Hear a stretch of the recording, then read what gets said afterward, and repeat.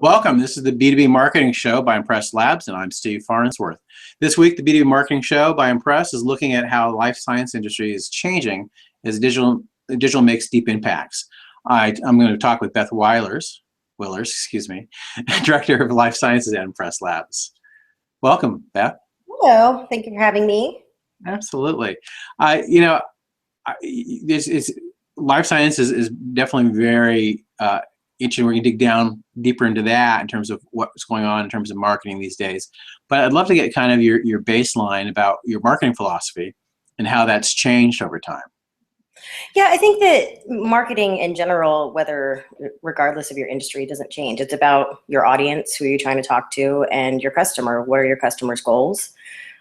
Marketing gives you a tool that people don't really realize the depth of this tool to talk to that market, to tell them your story, to get them engaged, to make them loyal to you. I don't think that's really changed. I just think that the way we approach it has changed.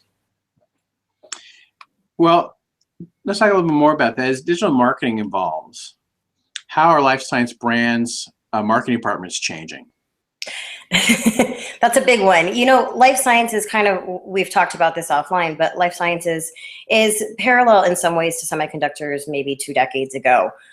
This is a very regulated industry. This is an industry of very much, but we've always done it this way. This is what works for us. This is what we're comfortable with. And a lot of that show me, don't tell me type thing. So people are so used to everything being very physical. You know, you receive a magazine, or you pick up a piece of collateral, or you talk to a person directly at a trade show. And of course, all of those things still have their place in the industry, but digital marketing is making that connection a lot easier. So, you know, it can happen with the click of a link that you say, oh my gosh, this story is addressing exactly the problem that I'm having in my bio process. I need to get in touch with this company. I think that what you're seeing is that life sciences companies have all kind of waited over the past 5 years to see, well, what are my competitors are doing, and does this work? And now you see a couple of the companies that were really more of the trailblazers of digital marketing. They continue to be out at the forefront, and people are saying, okay, well, I guess this actually does work. This isn't going away. So it's definitely changing the approach that these different teams are taking. Yeah, I think that one of the things that's interesting is, as I'm working with some pretty deep technology type companies, you know, or in very niche, it's pretty common to have conversations where I'm told, they'll tell me, you know, that may be true for your other clients, it's not true for us.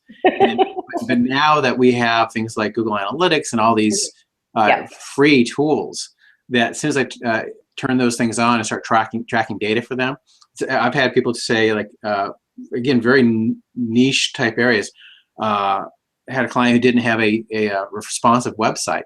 And I said, you know, your website's not responsive, so people from mobile devices aren't going to be able to see it. And they told me, we don't have any meaningful traffic come from mobile. And I said, that's just not true. I said, almost half of everything on the internet is tracked. Not our area. Ours is old, traditional, blah, blah, blah. Mm-hmm. And I tracked it for them, and they were 20% of the traffic was coming from mobile devices and had a bounce rate that was like 100%. You know, it was like about, 4 seconds on page. And so people were coming on mobile devices and leaving. And but now we at least have the ability to show people, there's things have changed, They have, yeah. I mean, the way that people are talking in general, you can't fight the change of society itself is communicating in a different way. So your industry is not going to be the only, like, this island in all of society that doesn't communicate that way. It's a slower shift, but it's definitely a shift that's happening, and it's one that I've watched transition a lot through the past 5 years in this role, because when I started, we were still, clipping actual print and doing a lot of that stuff, whereas we're not doing those things now. Yeah, and the good thing is now we actually have really data we can track to show how dials move. Yeah. Well, what change in corporate communication best practices are most public relations professionals in life sciences not taking advantage of right now, but should be, in your opinion? I think there's a fundamental disconnect, and I see it across the board. It doesn't just have to do with life sciences, but it has to do with the way that companies sell in general, is really missing how sales and marketing and PR all fit together. They are so often head to head with, oh, well, but my team does this and my team does that. But it really needs to be a layered approach of whatever we're doing on that internal basis of how we're educating our employees that this is how you sell, this is how you market, that needs to roll out externally so that everybody is telling the same story. And I think that you see that's a big issue. And like I said, it's not just a life sciences issue where, because it is a more, going back to the life sciences industry, because it is a more regulated industry, these teams do tend to exist by themselves and not see how all of those pieces fit together. It's one of the key points that we focus on when we're working with clients. It's one of the key points that I've focused on in previous jobs where I've been responsible for those departments. I think that it's just critical. I can't stress that one enough. And yeah, I'll leave it at that. One of the things that you hear a lot from the suits that run life science type companies, this is true in other areas too, but like pharma, but they talk about regulations, and so we can't do X, Y, and Z because we're heavily regulated, and that's a cop out, because that's regulations exist, and there are lots of ways to work within those regulations that are completely legal, acceptable, and even standard practice to people who are doing, I'd call it cutting edge marketing in the larger sense, but it's really just basic marketing in reality. But when you look at it, so given that context, what does content marketing, how does that fit into overall marketing strategy for these life science companies? Well, going back to the shift in the way that we communicate in general, I mean, content marketing really reflects how we have changed the way that we communicate. So, things are much more digital in this age. People are much more content hungry, and your content is fighting with a lot of voices. When you're putting something out there, there's a lot of other people that are putting that stuff out there. So as far as when you're looking at a content marketing program, the big thing is to see how can you differentiate yourself while you're still telling your story. Because I can sit here and say, yay me, I'm wonderful at what I do all day long, and nobody will listen to me. If I'm saying, okay, here's the subtle messages, yay me, I'm wonderful at what I'm doing, but here's the reasons why, here's how that's going to affect your bottom line. I think that that's where people start to see that content marketing can really provide a lot of value.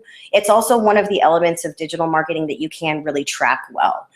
There are some pieces like, social media and other areas where you're putting stuff out there, you can get figures, but you can't actually quantify that back to a lead sometimes. It's really more of that humanity marketing, making sure that you're talking to your market where they're having their conversations. With content marketing, you can actually see, okay, I had X amount of clicks here, or I had this here, or this is what started this conversation there. You can kind of make the connections a lot easier. At least that's what I see from the things that our clients have been doing, is that they're able to more easily track that line to the return on investment.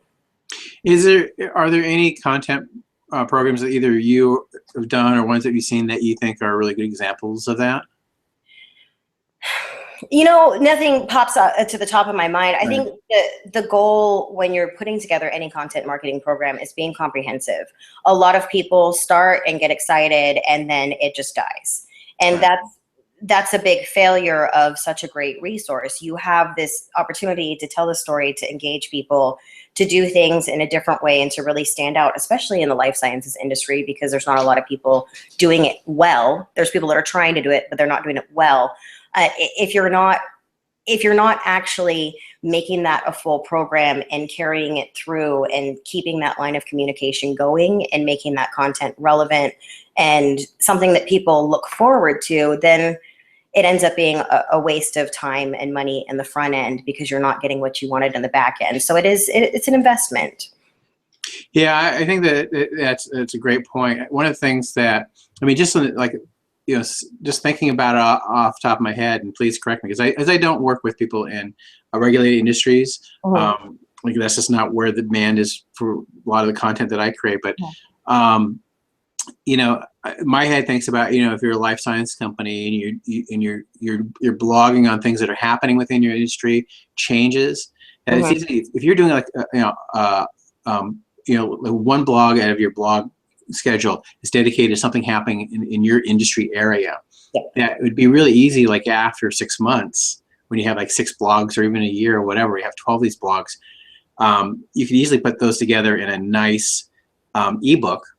And now you have an ebook about, trends in XYZ for 2015 or 2016. And there's all kinds, and then now you have a great digital asset that you can gate or give away or whatever to help drive leads. There are all kinds of things that people could be doing. And all it takes is like talking with somebody, professionals like ourselves, say, what have other people done that, something that we could do and maybe do better? Well, yeah. What do you think that you see value in? I mean, well, and in the life sciences market, because people are still branching out into believing that this works, you have a lot of opportunity to say, hey, maybe let's try this idea and see if it goes somewhere. If not, then let's see what we can use the content for. I mean, I really think that when you're producing good quality content, that it's never a waste of time. Even if you're only putting the blog out there once a month and not wrapping it into an ebook, it still gives you a touch point for social media. It gives you a touch point for e-blasts. I mean, it gives you so many reasons to connect. And like I said, going back to you don't want to directly just say, yay me, I'm wonderful, but it does send that message in that we have the expertise that you need. So yes, we are giving you that marketing message without you even realizing it, because we're giving you something that's valuable to you while also endearing you to us as a company. You want to be more loyal to us because we're helping solve your pain points. I think that's the really big advantage of content marketing. And one of our favorites, Tom Feremsky, said it the best when, he goes to every company is a content company at this point in time. Everybody's a publisher, because really that's the market that we live in now. That's how people communicate. Yeah, I'm glad you said, every company is a media company, and Tom that's said what it is. I didn't know. Yeah, well, Tom said like 5 or 6 years ago, and he gets quoted really regularly without attribution. Yeah, and so I shout out to Tom. And then I attribute it to him, but I get the quote wrong. But no, I mean, the best conversations that I've had with him too, and in his book and everything, he goes into that. But really, just it's on point that everybody has this opportunity. It's that you need to take advantage of it, and you need to do it in a genuine manner.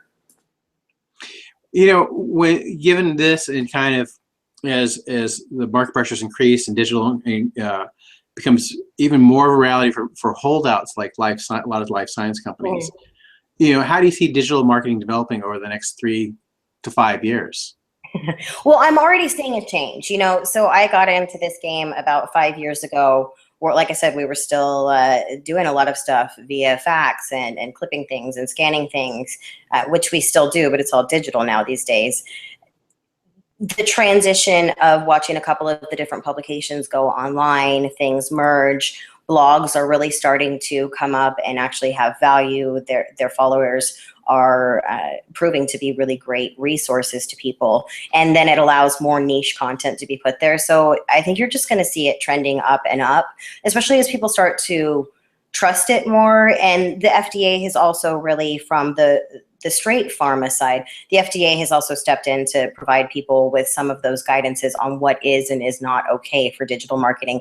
There's a lot of fear because people don't actually understand what they can or cannot talk about. But as they get to know that, digital marketing I mean, you can't stop what's started at this point. This is the way people communicate, and it's just going to advance from there. It's going to be different platforms, and that's our job, as Impress Labs or as the marketer, to make sure that we're ahead of those curves of what is the next way that somebody's communicating.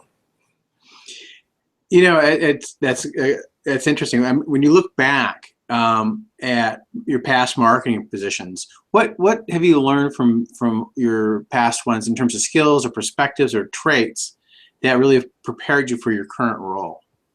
I think the biggest thing that it always comes back to is humanity. You've got to be genuine. You've got to be honest. You have to have passion for what you do.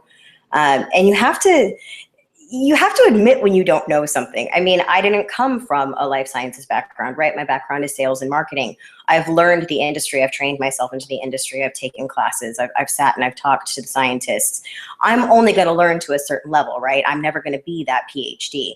But me being honest with the scientists that I sit down with and saying, okay, here's my understanding. Now your job is to teach me how I can take that message that's maybe a little bit higher level, filter that to my team who is on that technical level, and then let's bring that out there. But honesty, really follow through. If you mess up, admit that you messed up and fix it. If you can't fix it, tell them why. And don't claim to know things that you don't know. It's always a mistake. It always gets you. It always gets you in the end. There's an element of fake it till you make it in everything that you do. You know, sometimes you got to put on that confident air and walk into the room, but don't put on the confident air and walk into the room and talk about something you don't know about. It's better to learn and listen if that's your situation. Yeah, and ask the obvious question or the stupid question. You know, it's interesting. You know, in my, back when I was doing public relations, I'd regularly have account managers come back and they would tell me about something they'd interviewed for a press tour or news release or some article, and they would start talking about and using terms. And I go, what does that mean? They go, I don't know. And I had that happen just numerous times across a whole bunch of different people. And it's like, well, if you don't know, ask. Yeah. Because we don't know, and now we have to go back and ask, and that makes us seem much, like idiots. Yeah. Well, but in the room, no one cares. So you can ask a question, and it's okay. And so it's like, if you don't understand something, ask, because it's, and that actually speaks to another point too, which I think is something one of my earliest mentors. I'm going to throw a shout out to Rose Gutierrez. They're one of my earliest mentors. Rose always told me, don't be afraid of anybody in the room. And I think that that's what people get scared of, is that, oh, this person is a VP or this is the president or we have board members here. We're all just humans, and we're all here, especially if we're sitting down at the table to talk about a marketing plan. We're all here for the same thing, right? So they want to make sure that I know what I'm talking about, and I can't just automatically know a company's business right off the bat. That's not going to happen. So we educate each other back and forth. I think that's a big thing to remember, is that we are all just people doing a job here, and we all do need to talk and be honest with each other to do the job right. Right. And it's super technical and complicated industries that we're involved in. And so it's like, smart people ask questions for things they don't understand. So just be smart and ask the question. It's better to ask the question than to not ask it. And we all know the line about assuming, right? Right. Well, and the other thing is that I'm always having learned that really early on. I was always amazed at how many times I'd ask people a question, something I didn't understand, and occasionally I learned something new, but more times than not, I found that the person using it didn't know what it meant, or it was something highly local that just their team used, or term or whatever. And the worst scenario, the worst case, is I learned something new. Yep. Sorry, what? You can never go wrong learning. So yeah. So so Beth, what would people be most surprised to learn about you? That what you do in your role there at Impress Labs? I think the thing that consistently clients are surprised about is the level of hands-on approach that the directors take in Impress Labs. So, I'm not always doing the day-to-day stuff for the clients, obviously, because there's only one of me, but I am overseeing everything. I am making sure that all of the strategy falls in line. I do check all of the work. So I think that it really sets the agency apart as far as how we approach the work. A client's not coming in and then getting their business pitched by a director and then thrown to an intern. The director actually is touching everything. Keeping your fingers in all those pies. I really do, especially with bigger projects. I make sure that we're going through it with a fine-tooth comb. There is no job that's too small. I mean, I will literally be with clients at booths setting up if that's what we need to do. If we're on site and they're running behind, I'll polish a bioreactor. I think that there is no job that's too small, and I think that surprises people. Just first of all, I want to thank you very much for joining me today, Beth. If people want to connect with you in the interwebs somehow and continue the conversation, what are some of your social digital connection points they can find you? So impresslabs.com, obviously, for the agency, you can click on the life science page. And if you want to email me directly, beth@impresslabs.com. I also do tweet pretty actively on Life Science Love on Twitter. And those are the best ways to find me. Yeah, LinkedIn, of course, we're all on LinkedIn. And I do actively check all of those feeds. So anybody can always feel free to reach out with any questions. Well, Beth, again, thank you so much and for being with us today. Thank you so much for having me. I appreciate it.